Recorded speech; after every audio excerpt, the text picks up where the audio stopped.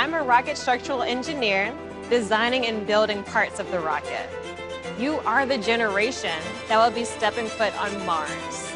Do I have a group of astronauts on my hands? Yes. You can become a rocket scientist or whatever else you want to be. Something happened to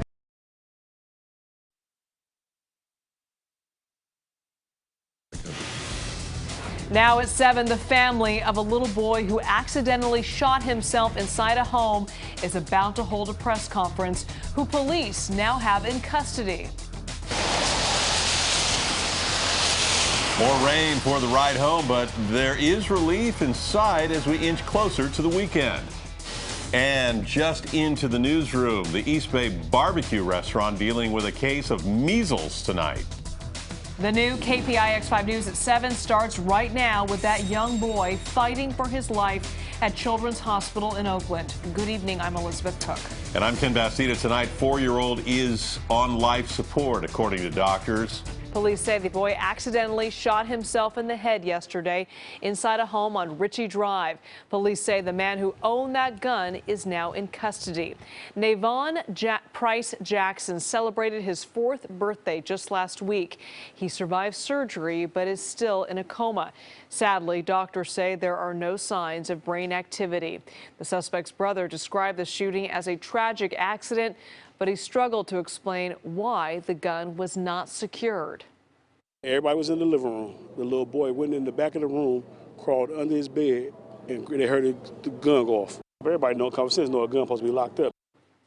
The suspect is charged with criminal storage of a firearm, child cruelty, receiving stolen property, and being a felon in possession of a firearm. Now, the family is setting up for a press conference right now, and we will go back to it live once the boy's relatives have begun the press conference. Turning now to weather, more rain to deal with out there in some parts of the Bay Area. You can see big clouds from our Salesforce camera. And here's what it looks like live on the San Mateo Bridge. Still a little sunshine out. You can see the ride home is not too bad, and things are drying out a bit. And we shot this video a little while ago on 580 in Oakland. You can see the commute was not really moving much at all, frankly. It makes it hard when it's raining like that, especially during rush hour. KPIX 5 Chief Meteorologist Paul Diano is tracking the rain for us, Paul. Good news, not so good news, not so good news came right in the middle of the evening commute. Kind of messy out there. The good news is once we're done with tonight, we get a break for 4 days. 4 days without any rainfall. So we've earned it. Yeah, it's been wet every day this week. Monday, Tuesday, Wednesday, Thursday, 16 times so far this month. And we will look at the radar right now and show you what's going on or not going on, because the radar is much clearer now than it was just 1 hour ago. We still are seeing some showers in the South Bay right along 680 through and around San Jose, along Highway 82 and over the Diablo Range. Look at the North Bay, because earlier today it was not just rain, it was thunderstorms over the North Bay. We counted more than 100 lightning strikes over a 4-hour period from 10 this morning until 2 this afternoon in Sonoma County, Marin County, and Napa County. So it was stormy in many different locations. Still stormy if you look off to the south, but the rain is winding down. 50s in Santa Rosa and Livermore, 55 in Concord, still 62 in San Francisco. With the rain moving out and the clouds moving out tonight, lows will drop to the 40s. Mountain View 47, Napa 44, and San Francisco, your low, 49 degrees. Satellite radar review shows the low pressure area that has been spinning all week long, feeding in a rain chance every day. It's finally exiting. It's going to pass over western Oregon tonight and not be a factor in our weather come tomorrow. So Futurecast shows mainly clear conditions overnight tonight, some showers offshore. Watch out Lake County, especially right around Clear Lake. You may get a pop-up afternoon shower, but the majority, if not all of the Bay Area, will be dry throughout the day tomorrow. And then Saturday, sunshine in the morning and sunshine in the afternoon, but watch where the rain track or the storm track goes. Doesn't go all the way up towards Seattle or up toward Vancouver, British Columbia. Ridge of high pressure doesn't get that close, so it only goes a couple hours to our north, and it's close enough that a return next week is now looking more and more likely, and we've reintroduced a rain chance as soon as next Tuesday, but not for the weekend. So a few evening showers out there. Will be mainly dry on Friday, and temperatures will warm up over the weekend. Still below average tomorrow. That'll change by Saturday. High of 65 in San Jose, Cupertino 64, Union City and Fremont. Some sunshine tomorrow, high of 63 degrees. degrees. Danville, 62 for you. Antioch, Brentwood, Oakley, mid-60s. Vallejo, mid-60s. Only 60 in Mill Valley with increasing sunshine. Oakland, 61. Sonoma and Napa, 63 degrees if you're heading to wine country. And Lakeport and Clear Lake, watch out for that isolated afternoon shower, high of 59 degrees. Extended forecast. Best weather. Once again, Mother Nature's timing. It's going to pour all week long, but then we get a nice weekend. Sunshine both Saturday and Sunday. 60s to mid-70s for highs. We stay dry on Monday, but then the pattern goes chilly and unsettled again, and we'll see showers at a minimum on Tuesday and another round of rainfall likely next Thursday. That is your KPIX 5 forecast. All right, Paul, thank you. Another measles scare in the Bay Area, this time in Alameda County. Health officials say a person with measles may have exposed others at Sauced Barbecue and Spirits restaurant in downtown Livermore on Saturday. The person was there from 8 to 11 p.m. The health department says anyone who went to the restaurant during that time is at high risk and should contact the department and their doctor by no later than tomorrow. High-risk groups include anyone who is pregnant, has a weakened immune system, is unvaccinated, a healthcare worker, or a baby under 12 months old. Measles is an infection of rash and fever, but early in infection, people often have more general symptoms like cough, runny nose, maybe red eyes, and the rash doesn't usually develop first. Anyone who develops those symptoms should contact a doctor. Tonight, an 18-year-old is accused of murdering his own brother in Healdsburg. Police responded to the Canyon Run Apartments just after 7 p.m. last night to find 25-year-old Ivan Torres lying on the ground. He was stabbed in the torso. He was taken to the hospital but did not survive. The investigation led to his 18-year-old brother, Moses Torres. He was arrested on suspicion of murder. Police believe that it all started with a physical fight between the two brothers. Then Moses allegedly stabbed his brother with a pocket knife. And we have breaking news just in, an announcement on new nuclear talks involving North Korea. South Korea says its president will travel to the U.S. to meet with President Trump for a summit to discuss how to achieve complete denuclearization in North Korea. That meeting is scheduled to happen on April 10th and 11th. Meanwhile, President Trump held a rally in Grand Rapids, Michigan today, his first since the Mueller report was submitted. The president had a few choice words about Democrats' ongoing investigation. The Democrats have to now decide whether they will continue defrauding the public with ridiculous bullshit.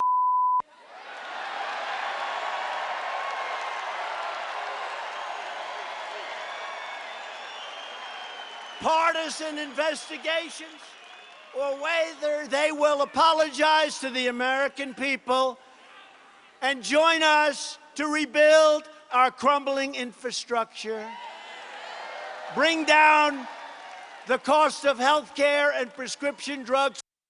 The report found no collusion between Trump's campaign and Russian election meddling, and the president declared himself vindicated and exonerated. Right now, California lawmakers moving to close loopholes in the college admissions process in response to the nationwide scam. The package of bills aims to stop wealthy parents from greasing the admissions process with big donations. Assemblymember Phil Ting says that he wants to close what he calls a side door into elite universities. UC and CSU officials said they were open to reform but did not endorse the proposed bills. An elite private school is opening a new Silicon Valley campus. And Kit Doe reports the tuition for a toddler may be about the same as a year at a private college. So we're in San Jose's Midtown neighborhood right now, and this is the building that will house this brand new private school. Take a wild guess how much tuition is going to cost per year. When it's all done, this 3-story, 77,000 square foot office building will be transformed into Avenue Silicon Valley. The pricing isn't finalized yet, but tuition for their Manhattan campus gives you some clue, likely in the neighborhood of $56,000 per year. That's for 2-year-olds attending preschool all the way up to high school seniors. It's significantly higher compared to most other private schools nearby. Only Harker comes close at $51,000 a year. The promotional video for their Manhattan campus shows off a sparkly white cafeteria, gleaming new gymnasium, and low student-teacher ratios. With campuses in Shenzhen, Sao Paulo, and online, Avenues says they are a, quote, world school operating as one. The building in San Jose, located at 550 Meridian Avenue, was purchased for $27 million in cash, and it looks like it could be easily transformed into something similar. As for the high price tag of tuition, Avenues says more than 300 students received more than $11 million in financial aid last year, saying, quote, we offer a robust financial assistance program to make an Avenues education accessible to highly qualified students regardless of family income. We share our prosperity with those who need it. Avenue Silicon Valley is set to open in 2021. In San Jose, Kit Doe, KPIX 5. A Bay Area couple is home safe after a trip they will never forget. They boarded a Viking cruise ship hoping to see the northern lights, but found themselves plucked off the ship in a dramatic helicopter rescue. Take a look at this. A week into their 10-day cruise, a storm rocked the ship, cutting out 3 of its 4 engines. The Norwegian Navy sent a chopper to rescue passengers one by one. This Nevada woman happened to be one of the first ones rescued.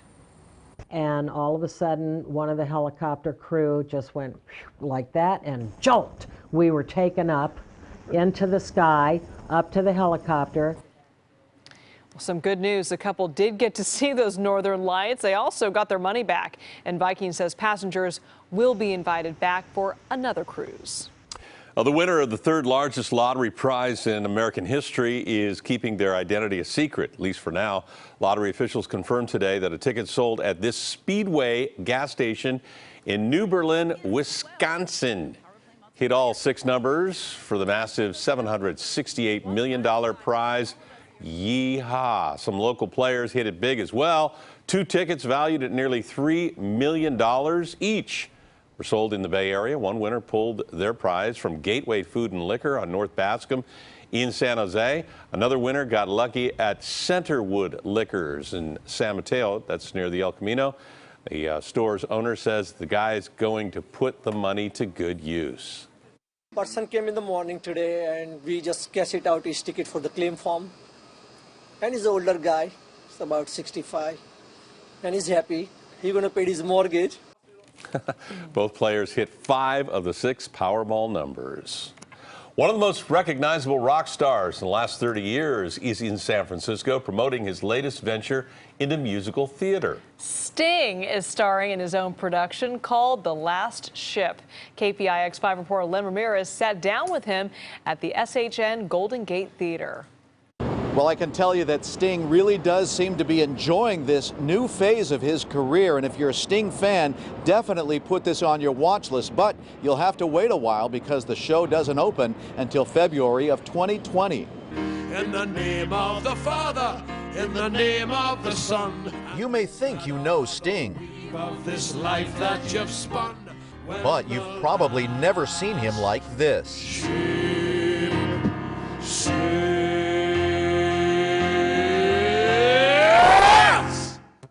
How important is it for you as an artist to keep doing new things? You know, the key element in any art form for me is surprise. I want to be surprised when I listen to music or I watch a play or a movie. Or when I perform, I want a surprise. Or when I write a song, when I create something, surprise is vitally important. It's the key. He's been surprising audiences since 1977, starting with The Police, then with a successful solo career and collaborations like this one with Puff Daddy in 1997.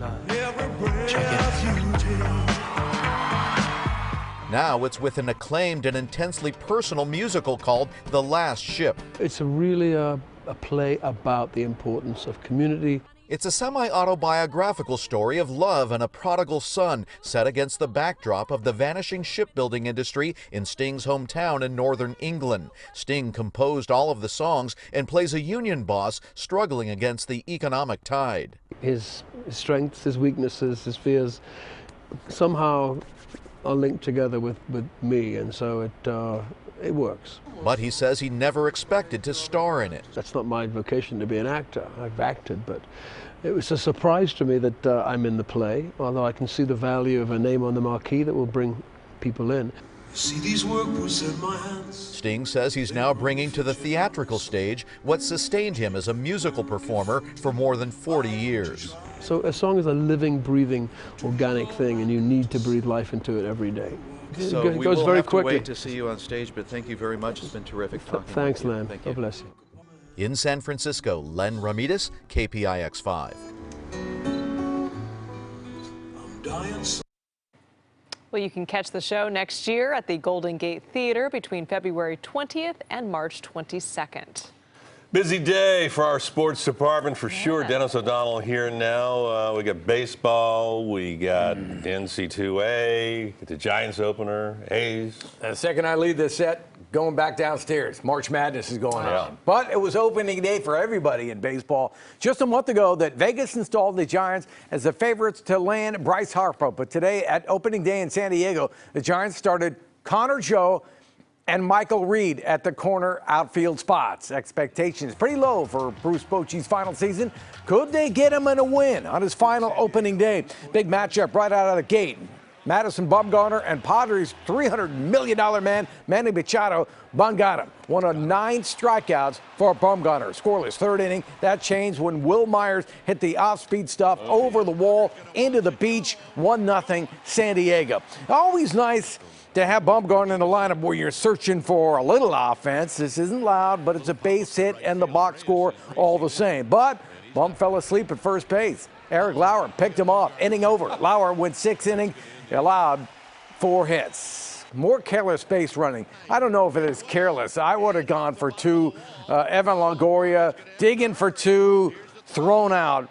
You know, the Giants only had 1 guy get to second base. We mentioned the outfielders, Michael Reed and Connor Joe. Joe had a chance to show off his arm, but 1, 2, 3, 4, 5 hops to second base. That's trouble. Ian Kinsler in scoring position. Myers did it again. A ringing RBI base hit center field. Kinsler comes around to score 2-0 San Diego. Bum done after 7. Brandon Belt looking on a 3-2 pitch, and then Buster Posey goes down to end the game. Giants scratch out 5 hits. As they said, just 1 base runner in scoring position. Outfielders Reed and Joe were combined 0 for 3 in the 2-0 loss. Let's hit Vern Glenn at Petco Park. All right, Dennis. 5 singles and a runner in scoring position usually doesn't get it done. That a key factor where a pitching performance by Madison Bumgarner and his 9 strikeouts in perhaps his final opening day start as a Giant deserved a better fate. We had a good 4-pitch mix, and I thought good line from the fastball, used it effectively. So, you know, he did his job. He did, and a real nice job at that. Felt really good today. Command was the biggest thing. There was, stuff was good, but command of stuff was pretty much there the whole game. There wasn't, didn't seem like there was a whole lot of misses that were bad misses. Bum threw well. We're all healthy.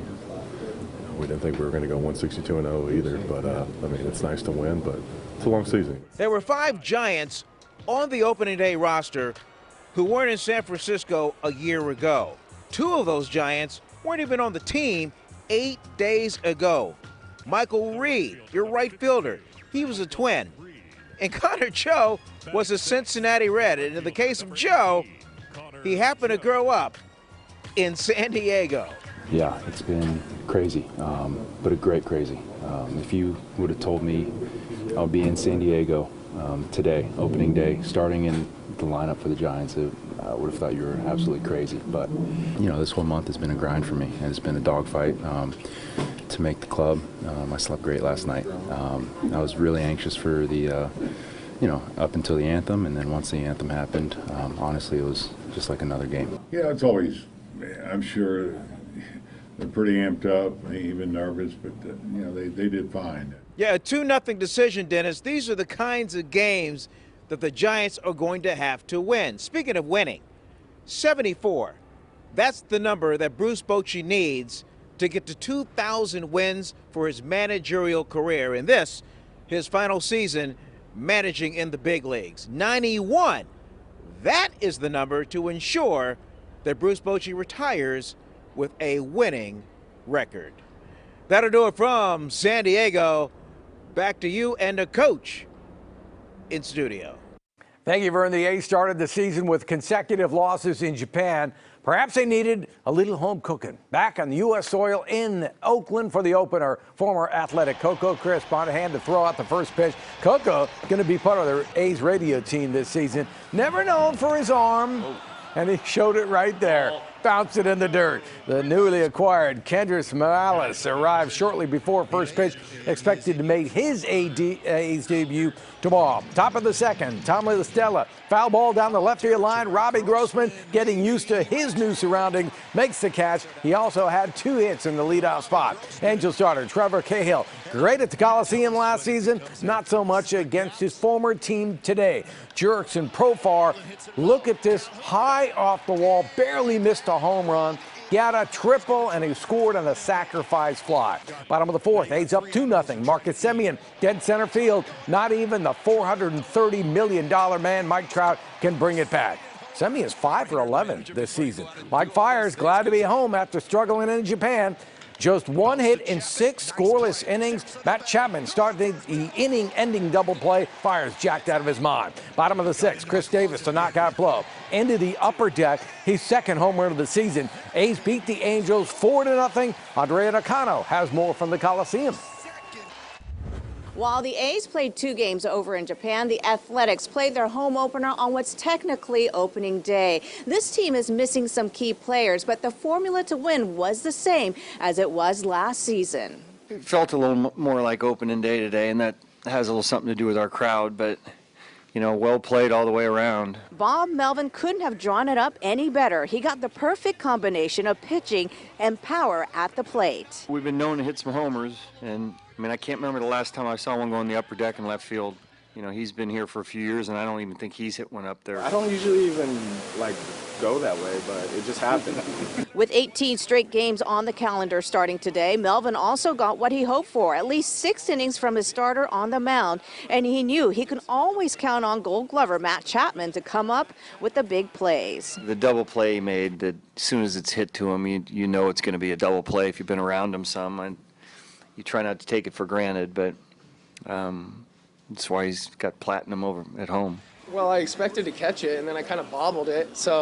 But I was able to kind of keep it my momentum going with that, and I definitely expect myself to make those plays. You never can, 100% guarantee it, but I expect myself to make those plays. The Athletics' newest addition, Kendrys Morales, did arrive just around noon. Although Melvin toyed with the idea of having the veteran come off the bench, he decided to save Morales to start at first tomorrow. To try to rush him in a game today is just a little too much. I mean, shoot sometimes takes you half an hour to get your uniform fitted, so let alone take batting practice. While Morales gets comfortable with his new home and teammates, the A's say it's good to be home after playing their first 2 games in Japan against the Mariners. Everybody feels more comfortable at home, and then especially opening up in Japan, it just kind of happened so fast. One of those things where you travel that far, and then there's a lot of other things that came with it. So it's nice to get back home, and I think everything's going to slow down a little bit, and we can just take care of business and just play baseball. Definitely felt better to be here in Oakland, be home, and no excuses. We got beaten in Japan, but we had to come back and give these fans a show. I mean, they came out to support us. The attendance at today's game was 22,691. It's the lowest attendance since 1979, despite this team coming off a 97-win season and getting into that wild card game at the Coliseum. Andrea Nakano, Dennis, back to you. Thank you, Andrea. And listen, you're opening up on Thursday afternoon. Yeah. Kids are still in school, so I wasn't surprised by the crowd, and the weather wasn't good. So, but the A's are a great product. They're a fun team to watch. They got a lot of power. It's I'd be surprised if they don't make the playoffs. Morales is a great addition. I wonder how fans are going to react to the Giants this year, Bay Area fans, in this age of analytics, in this age of strange lineups like we saw today. And Bruce Bochy going out, just kind of holding his hands up like, hey, and it's a big shift for what people are used to here. Well, Farhan Zaidi has a reputation for putting his hand in the pot. In other words, if there's a lineup card, he might have had something to do with that. I believe that had Bochy been holding the cards and had say, Maybe if Bear was still here, that Mac Williamson would have started in left field today, and Connor Joe wouldn't be here. So a lot of things like that are going to happen. And this is a team in transition. And if this doesn't work out, you know, how quickly will those fans start turning on them? Well, I saw more empty seats at Oracle Park last year than I've ever seen before. Now, the Giants announced attendance is always a sellout. Yeah. But you're going to see, to your point, I think you're going to see even more empty seats this year. There's no, outside of Buster and Bumgarner, there are no drawing cards on that team. Panda, don't forget him. Well, the Panda's on the bench. Better get the Panda. Still wear your Panda hat, though. Yeah, yeah, exactly. Thanks. Maybe he'll pinch hit. You never know. Or pitch. That's right. Thank you for watching this special streaming edition of the KPIX 5 News at 7. We will be back with more at 10 o'clock on CW and at 10:30 and 11 on KPIX 5. Have a great night. Enjoy the game.